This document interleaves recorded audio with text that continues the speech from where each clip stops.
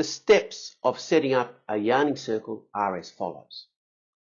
Identify a suitable date and time to hold the circle. Gain agreement within the selected group. Identify a topic.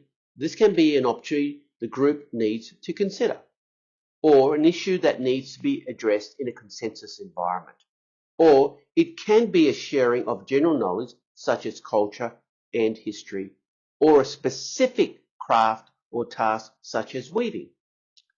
Identify a suitable location to hold the circle. Identify a facilitator who sets the scenario but also is an active participant. Their role is to ensure that participants are given equal opportunity to share ideas, knowledge and thoughts in a respectful and mutual way. Before you start, consider who should be involved in the yarning circle. Do you need specific knowledge base, including cultural or skill sets within the group? Who should not be involved in a yarning circle? This needs to be managed so that all participants feel relaxed and comfortable.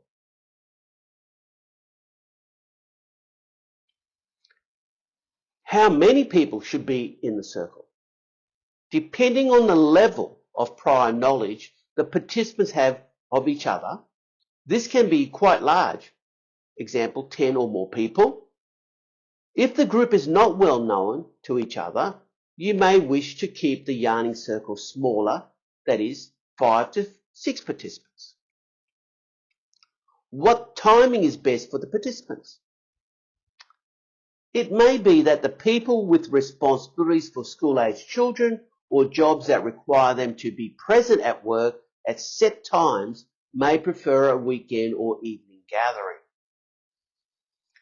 How long should the yarning circle run for?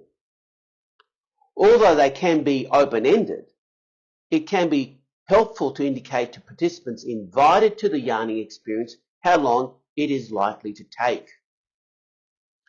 It may be that the person or persons have other commitments, and not by letting them know a time frame, you could put them in an awkward position of having to excuse themselves. However, should a time frame not be set, the facilitator of a yarning circle or both parties of one-on-one yarning need to recognize when the yarning has reached saturation point.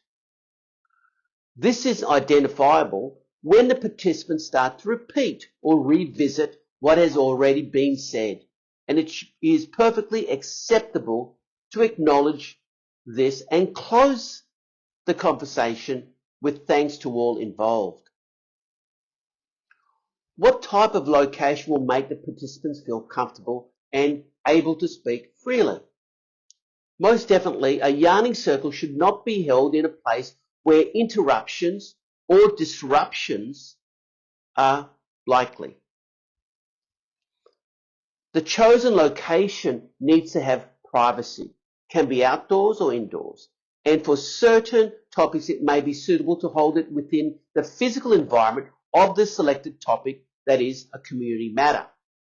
A yarning circle is exactly that, a circle, so that participants face each other. It should take place within all participants seated.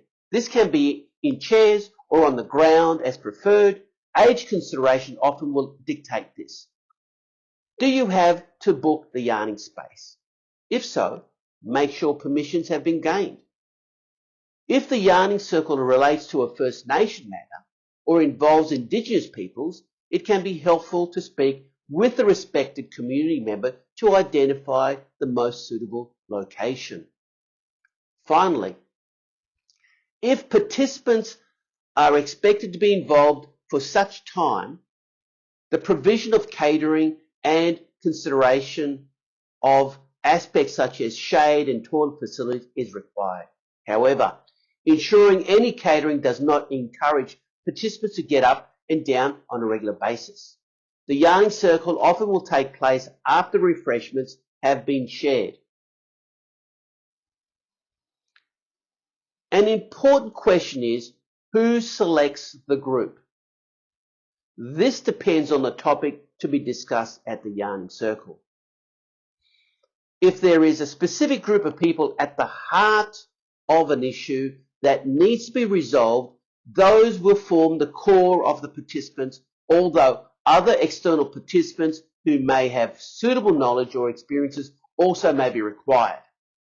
If the purpose of the yarning circle is to bond a group of participants, possibly of different worldviews, there should be a balance between the different cultures and possibly ages. Can a yarning circle involve different age groups? A yarning circle often will benefit from the differing experiences and perspectives of varying age groups and worldviews.